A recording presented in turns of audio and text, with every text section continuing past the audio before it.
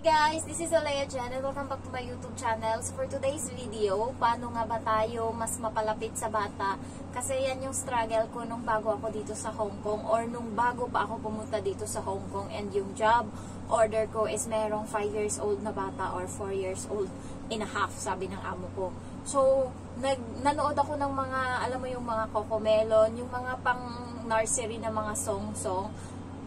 Isa yun sa mga advantage ko, pinanood ko, and alam mo yung mga ibang Filipino na wala dito na song is inano ko kahit nga paro-paro G, alam ng bata eh. Nagulat yung katulong na Pilipina din ng ng kapatid ng amo ko. Kasi yung bata na to, mahilig siyang magsayaw-sayaw ba, show daw, yung parang papanoorin siya namin, tas siya magkakanta dyan or sasayaw. And nagulat yung isang katulong na Pinay, kumanta yung bata ng paro-paro G, sabi ng bata, paro-paro G, ganun yung bata. So, tinuruan mo, sabi niya. Sabi ko, oo. Kahit yung amo kong babae, nasya-shock na bakit alam ng bata yung ganyang kanta. Hindi nga alam ng amo ko. Oh, gumanon lang yung amo ko. So, paano nga ba yung struggle and paano ka mapalapit sa bata? Unang-una is, anuhin mo yung mga nursery na mga song. Kung 5 years old yung bata, yung mga pang 5 years old, wag yung mga Cocomelon, yung ABC. Kasi alam na nila yan, advance sila dito. So, yung anamin mo, yung iba, yung mga 5 little monkey jumping on the bed, ganun-ganon. Ano pa ba? Next is, kapag bago ka pa, wag mo munang kontrahin yung gusto ng bata. Sakyan mo muna siya sa kung anong gusto niyang gawin. Hindi mo siya pwedeng sawayin ng sawayin kasi lalayo at lalayo yung loob na sayo. Ang gawin mo is laruin mo siya. Kung anong gusto niyang laruin mo. And nung bago ako, hindi naman siya nananakit sa akin. Ano lang talaga, minsan nagsasabi siya, can you please go away? Kasi 5 buwan siyang walang kasamang naglalaro. So parang naninibago siya na may kasama siya ngayong naglalaro. And feeling niya, parang kontrabida yun sa buhay niya. Parang feeling niya, iniistorbo siya. And pag naglalaro kasi siya, nagsasalita siya ng Chinese. So, parang siyang may sinasabi habang naglalaro. And ayun yung ayaw ng amo ko. Kasi parang may nagbubuo na yung bata ng sariling mundo niya na, alam mo yun, minsan nga pagka nag-iisip siya, nakaganon siya, nakatabingi siyang ganon, napapansin yun ng amo ko. Kaya yung amo ko, dinala na to siya sa sa mental, yung sa check-upan ng mga ganyan-ganyan. Dinala na siya doon, nakita ko yung papel. So, minsan pagka may iniisip siya, para siyang nakatabingi. Tapos pag may tinitignan siya, halimbawa dito yung tinitignan niya, hindi niya titignan ng ganyan, nakaganon siya tumingin. So, ayun yung isang ng mama na parang na-worry siya nung bago ako na lumalayo din yung loob ko sa bata kasi nga natatakot akong laruin kasi pinapalayas ako. So, naglalaro dyan yung bata and ako umalis, may ginawa akong iba and namula yung babae, yung amo kong babae, tinawag ako. Sabi niya, kapag nandito yung bata, priority mo yung bata. Sabi niya, hayaan mo yung mga trabaho dyan. Ang liit lang ng bahay. Sabi niya ganun sa akin, ang liit lang ng bahay, kayang-kaya mo yung tapusin. So, kasi nung bago ako, natatakot ako, baka magalit siya ba kapag wala akong ginagawa ay naglalaro lang ako sa bata. Hindi pala ganun yung ng amo ko. Ang amo ko, kahit makalat yan dyan, as long as yung bata, masaya kasama ka, naglalaro kayo, walang problema. Kaya minsan pag natutulog yung amo kong babae, and then kami naglalaro dito sa labas, naghihiyawan kami, sumisigaw kami. Sumisigaw kami. And paglabas ng amo ko, ang kalat na! Living room, kwarto ng bata, kahit yung CR, nandun na yung mga laruan, nagkalat na, wow, gaganon lang yung amo kong babae, wow, gaganon lang yan siya. So, walang problema sa kanya, kaya yung unahin nyo is, anuhin nyo muna yung bata, tansyahin nyo, alamin nyo kung ano yung ayaw niya sinasaway, huwag mo munang sawayin, kasi hindi ka pa doon sa stage na magdidisiplina ka ng bata, kasi nga, bago ka pa lang, pwede siyang lumayo sa'yo. Ayun yung nangyari sa 2 months lang dito nakatulong. Sinasaway siya kasi yung babae na yun is tahimik lang. Hindi, matanda na kasi 40, mahigit na sabi ng amo ko. So, hindi sila magkakanuhan ng bata kasi yun, parang nang kumilos ba, medyo mahina na, and hindi ganun ka-active katulad ko na, makulit din ako pinapaiyak kung anong pinapaiyak yung mga pamangkin ko. Tapos, buti nga mabilis yung kamay ko manapak sa mga bata. Tinutulak ko kaagad yung ulo. Buti dito hindi ko na nagagawa yan. Minsan lang na pag naiinis ako, kunwari lang na aksidente kung na ano siya, halimbawa may bitbit ako na ano, na butilya ng shampoo, and sa sobrang inis ko mapapako na, alam mo yung masasagi ko yung ulo, ay sorry hindi ko napansin, gaganon lang ako sa kanya, pero sa gigil ko na yun. So pag nasa CR lang kami, syempre hindi ko ginagawa yun. Wag niyong gawin yan sa labas ng bahay kasi maraming mga marites na mga Chinese, and also kapag dito sa bahay may CCTV. Kapag sa CR lang, alam niyong wala. So kapag naiinis lang ako,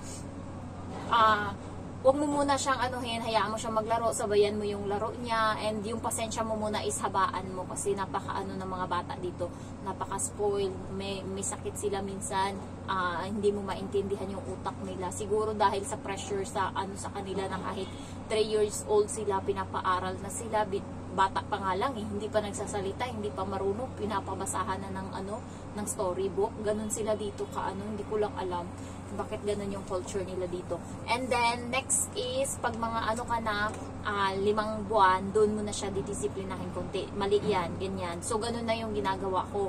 And kahapon sobrang hiya ng amo ko talaga kasi pumunta kami doon sa English na na center. 1 oras kaming nandun, and marami ding mga Pinay na nandun, siguro mga 15 kasi English yun, and lahat ng mga bata nandun na mga nag-aaral ng English. Siyempre yung kinukuha nila ng mga katulong is mga Pilipina kasi yun lang yung nakaka-English. So marami nakaupo sa lapag, and then nandun kami ng amo kong babae kasi nga hindi siya makapunta doon sa bahay ng parents niya kasi nagka-COVID. So doon lang kami magantay talaga sa center, hindi kami makakakain ng hapunan doon, so umuwi kami dito. So pagdating doon, and then dala niya na yung bata, doon kami nagkita. And then pagkatapos binihisan namin, so kumain yung bata. Pagkatapos kumain ng bata, naglaro ngayon yung bata.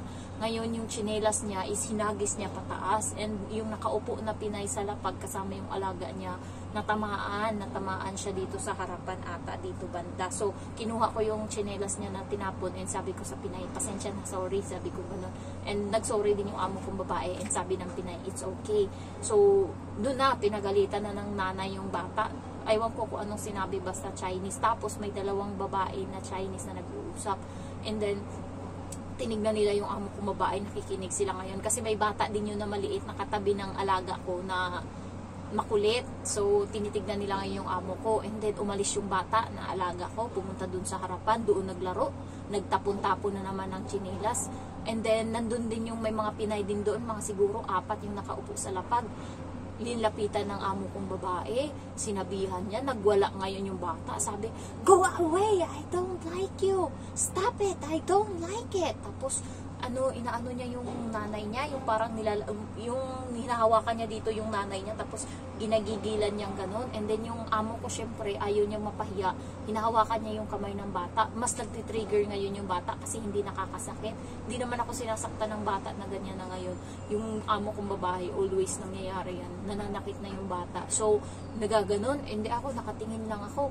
Maya-maya umalis yung bata, sinigawan mo na siya, paiyak na yung bata, go away, I don't like you, stop it. Tapos lumapit sa akin yung bata, tumakbo, nagpapakarga, hindi ko kinarga. Sabi ko, stop it Emma, it was so bad, say sorry to your mommy. Sabi ko ganon. Tapos, I don't like to say sorry, Jen, mommy is the one is bad. Sabi niya ganon. Sabi ko, lumapit ko ngayon yung nanay. Sabi ko, no, you are the one who say sorry. Sabi ko ganon. Tapos lumapit yung nanay, nagsalita na naman, pinangaralan na naman yung bata, nag-uusap na naman sila. Doon na umiyak yung bata, and then sinasaktan na siya ngayon ng bata, and hiyang-hiya talaga siya. Ngayon kinarga niya yung bata. Pagkarga niya sa bata, ginawa ng bata yung kamay, sinakal siya dito, ayaw kong tumulong, hinayaan ko lang sila, tapos yung bata sinakal siya, and then yung buhok niya kasi nakawagayway, ginagano ng bata, tapos umiiyak. Tapos yung mga Pinay, ang dami nakatingin, tapos yung Chinese, yung amo kong babae. Tapos nung ayaw pumasok ng bata sa loob ng center, sabi niya, ayaw kong pumasok Jen, sabi niya ganon. Yung nanay niya, pinapabayaan niya. Sabi ko, tumaas na yung boses ko, yung malaki na. Sabi ko, and then what? We already wait here for 1 hour and then you're not going to go inside? yung mama is na-shock talaga nung sinabi ko yun. Kasi nainis na din ako sa bata eh. Tapos yung bata is kinuha agad yung yung folder niya, pumasok agad sa loob. Bye Jen, sabing ganun, tapos pumasok sa loob. Tapos umupo kami ng amo kong babae. Tapos kunwari nagsasalita siya, sabi niya, that's why I don't like to go here with her because it's like that, she don't want to go inside anymore, it's like that before, that's why I ask you to bring her every time here. Sabi niya ganun. Sabi ko, ganun ba? Nanahimik lang ako, gusto niyang pagtakpan yung kahihiyan na nangyari. Ngayon 1 hour na, and then palabas na yung bata. Sa sobrang excited niya, ito yung pintuan ng center, dito kami nakaupo. Ngayon, lumipat siya dito na upuan, yung amo kong babae, sa harapan mismo ng pintuan para paglabas ng bata, kunwari siya yung yayakapin. So, ako, naiwan lang ako dun sa upuan, nagsiselfone, and siya, hindi siya mapakali na. Minsan tatayo siya dun sa harapan ng pinto, minsan uupo siya, and then, nung lumabas na yung bata, alam niyo nangyari, ang dami pa namang nanay kasi may mga papasok din na ibang mga Pinay, naghalo na, ang gulo na, kasi may mga papasok din na susunod na mga batch, and yung mga bata na susunduin ngayon ng iba, nakukunin na, nandun din, so nagsabugan na, so nandun lang ako nakaupo. Alam mo yung ginawa ng bata is, tumingin sa kanya, paglabas tumingin sa kanya, and tumakbo sa akin. Jen, hindi man lang siya binati, hi Emma, gumanan siya, hello, sabi niya ganun sa bata. Yung bata tumingin sa kanya, and then tumakbo sa akin, Jen, do you know what? I have 100. Sabi niya ganun. Sabi ko, really? Yung nanay talaga biglang sumimangot, and sabi niya, okay, let's go. Sabi ganun na nanay. Napaya talaga. Yung alam mo yung naaawa ako sa nanay, tapos nung nasa daan na kami, yung mga Pinay nakatingin lang. Tapos nung nasa daan na kami, sabi niya, don't hold me. Sabi niya ganun sa nanay niya, I want Jen to hold my hand. So nakakahiya talaga, naawa ako sa nanay. Pumunta kami sa store, and then sabi ng nanay, sige, ikaw na lang magbantay sa kanya. Umalis yung nanay, inalisan kami, pinabayaan kami.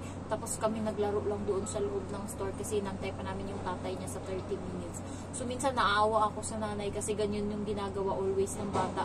Kapag magkasama kami, nababaliwala na yung nanay, and kaya minsan hindi na lang talaga ako sumasama kapag talagang gusto kong ilapit siya doon sa nanay niya. Sinasabihin ko nga siya, go to your mommy, hold her hands. No, Jen, I want your hand. Nakakahiya talaga, maano ka talaga. Kaya yung mga, siguro hindi ako magtataka kung baka ma-terminate ako dahil yung bata is wala na yung atensyon sa kanila, napunta na sa akin. Ayun lang, hindi ko alam kung hindi ko naman yan pinapakain ko lang yan ng laway nung nakaraan visit. Kasi ang salbahe niya dati, pero ngayon hindi na ko na yung ugali niya. Simula, alala ko pa yung last kami na nag-away, February 12, Chinese New Year. Hindi na yun nasundan. Ngayon magme-May na. So, ganun lang, hindi ko na basta puro dura na yung nabutan niya sa akin talaga nung time na yun, mapagkain na nilalagyan kong dura, sa buwisit ko talaga sa kanya. Yung amo kong lalaki, nasasyak nga sa akin eh. Yung bata is magtututbrush na kasi matutulog, nagalit yung nanay. Umuwi ng alas 9 yung nanay, nakita naglalaro pa kami, may pasok siya kinabukasan yung bata, sabi niya, wow, it's already, chinainis niya yung bata, sabi niya, gabi na, hindi ka pa natulog. Sabi ko, tara Emma, magano na tayo, magtutbrush na. And then yung bata, tumakbo sa may kama, hindi ako sumunod doon, hinayaan ko, tapos nandun yung tatay. Sabi ko lang sa bata, pumunta ka na dito, dali na, kay magtutbrush na, ginanon ko. Yung bata, nagulat ako, nasa nasa harap ko na yung tatay, sinabi niya yun sa amo kong babae. Kaya parang mas nakikinig pa sa akin yung bata kaysa sa kanilang dalawa. So, hindi ko lang alam, basta yung boses ko pag lumaki, yung bata talaga is na yan. Kapag nasa labas kami, sumigaw yan, patay ka sa akin, away tayong dalawa sa labas. Sabihin ko, bakit? Tama ka? Ginaganon ko yan kahit na minsan may mga Chinese na nakatingin kasi minsan pagsisigaw yung bata na sila ba naririndi, and then wow, gaganon yan sila, yung parang masyak sila yung ugali ng bata, and then nung nakita nilang gumaganti ako na pinapagalitan ko yung bata, so parang sila na nadidisiplina kasi kulang sa disiplina tong bata eh. Alam mo ba yung tawag niya sa mama at saka papa niya, Amy at saka Adrian lang, ganun lang niya tawagin. So minsan nakakahiya lalo pag maraming tao.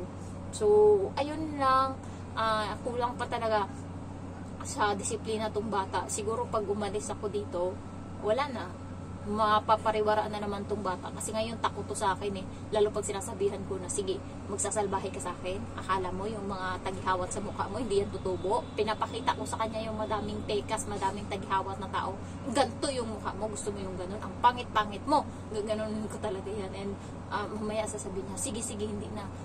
Minsan tinatawag ko pag ayaw kumain, sabihin ko, Dimples, kakainin mo ba yung pagkain ni Emma? Ayaw niyang kainin eh, masarap pa naman. Hay, yung bata mula sa kwarto, takbo yan papunta sa dito sa hapagkainan. Yung mama is natatawa na lang minsan. And dati, 2 oras bago yan matapos kumain. Ngayon, 30 minutes lang. Minsan nga, wala pang 30 minutes eh.